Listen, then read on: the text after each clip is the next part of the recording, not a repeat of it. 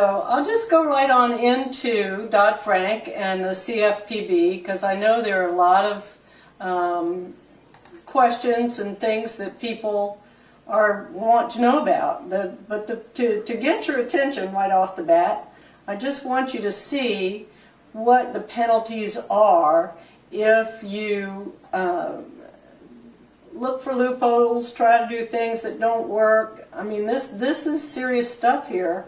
I mean, look at this. The civil penalties are just really ugly. $5,000 a day each day for a violation, $25,000 a day if it's reckless, and $1 million a day for any violation knowingly committed. So I don't want to dwell on that, but I do want to bring it to your attention so that you realize what the penalties are. I mean, we're looking at rescission, refund of all monies paid, and or return the property, or they just keep it. Disgorgement of compensation for unjust enrichment. So if they think you cheated them, they're going to get you for that too. Pay damages, public notification regarding the violation, and any limits on your activities or the function of the individual or the company. That's pretty serious stuff. So we're not going to keep on about that. Let's move on and talk about who's who in this. So the people that this does not apply to are business loans. So if it's bare land or you're selling to an investor who does not intend to ever occupy that property, then you're looking at, it doesn't even apply. It applies to consumer loans. So it applies to people who are selling a property that they own to a consumer who's going to live there, or it's for their family use.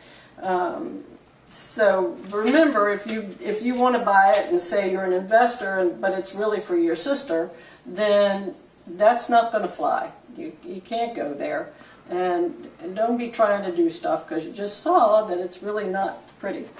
So we have some relaxed rules for the first four. In a nutshell, if it's a natural person, trust, or estate, and they sell one property to a consumer in 12 months, and that's a rolling 12. It's a look back and forward 12. Then you don't have to have them qualified. Or you can do your own qualification. If it's a corporate owner and they're going to sell less than 4 in any rolling 12 months, then they can do the qualification of the buyer themselves. And again, I can't emphasize enough that it's a owner-occupant, not business loan, which would be an investor. So then we go down to the next slide when I get this going. Here we go. So here we go. The natural person, trust, or estate, they sell one in any 12 months as a resident, part or wholly occupied for family use. They may have a balloon, but it can't balloon until after 5 years. They can do an adjustable, but it can't adjust for after 5 years. And there is no qualifying required. So that's a little bit easier. I still say I would do the qualification if I were you. Whoops, sorry about that. If it's a corporation and they do less than 4 in a 12-month period, they cannot do the balloon. They can have an adjustable, and there's no qualification required. However, they should probably do their own qualification, as I tell you, collect W-2s, tax returns, and all that nice stuff. They do want to make sure, however, it's not required that an LO do it. Let's put it that way. They should still collect the information on the buyer, the W-2s, tax returns, payroll statements, those things. And anytime you use an MLO, then it's considered that you've done everything that you needed to do. So if you do more than 4, again, no negative amortization, and that's not allowed on any of them, and no interest only loans are allowed ever. Those are totally wiped out. They amortizing no more than 30 years, so the 40 years AMs are all gone. We won't be doing that anymore. And if you do more than 4 in a 12-month period, then you need to have an LO qualify the buyer. I know a lot of people think that they have to become an LO themselves. That's not true. If you hire an LO to do the work, then it's done. You're done. You've done everything you need to do. And of course, what needs to happen by the LO is the 8 points. The current income and assets need to be looked at. And this is all the data that we LOs do when we qualify the buyer. So we collect the current income and asset information, their employment status, credit history. You want to look at that but there's no FICO score involved in this. So you're going to look at it and say yes or no. Do I want to make this loan or do I not want to make this loan? We need to know what the monthly payment is and the monthly payment on any other loans associated with the property. So if there's a first and a second trust, both of those need to be in there. Any mortgage related costs, so taxes, insurance, homeowner association, fee, condo fee, any of that, other debt, car, student loans, credit cards, that sort of thing. And we look at the monthly debt to income ratio. And the guideline is 43%. It's not an absolute requirement, but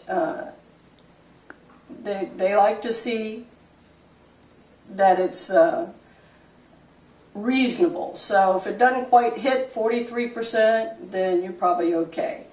Don't forget, there will not be any balloons. You cannot do, and here's another confusion too, I think, is the contract for deed, land contract, trust deed, land trust, all fall under Dodd Frank. So you need to be careful what kind of paperwork you're doing if you're going to try to not do this. And so we've got an extra file there. Sorry about that. We've got the timeline on the owner carry, and I don't know whether you can see that or not. So here's how it looks. The seller decides. One thing you can do, Pat, you need to just go to slideshow and then hit go to current slide, and that way it'll make full screen. Oh, I'm sorry. Let's see if I have that slideshow. And just go over to the second to the left, all right. Oh, there you go. Sorry about that. So, however, this is the last one. But hopefully you can see that now. So the seller decides they're going to do their owner carry, and they find a buyer, and then the process starts. The seller contacts their advisor as to how to write the contract and how to structure the note before the contract is written. And the seller also contacts a loan officer for instruction on buyer qualifying. And then the buyer contacts the loan officer and fills out the online application. If you go to my website, loanoptions.org, you'll see an online application there and my contact information as well. The next step is the buyer and seller sign the contract for sale. And then the buyer provides all their financial data to the loan officer, assets, income, liabilities, the things we just went over. And then the loan officer requests hard copies for the income, then W-2s, all of that. We get all of that information, put it in a big file. The title company at that point needs to receive, so the seller looks at the documentation from the loan officer later down the road. But the title company receives a contract, and then the loan officer gives the seller all the files with all the buyer documentation. The title company collects the title data and contacts the servicer and sets all of that up. And then the seller reviews the documentation from the loan officer, makes sure that everything is what they want it to be, and then the buyer and the seller go to closing. So that's pretty much everything. I'm happy to answer whatever questions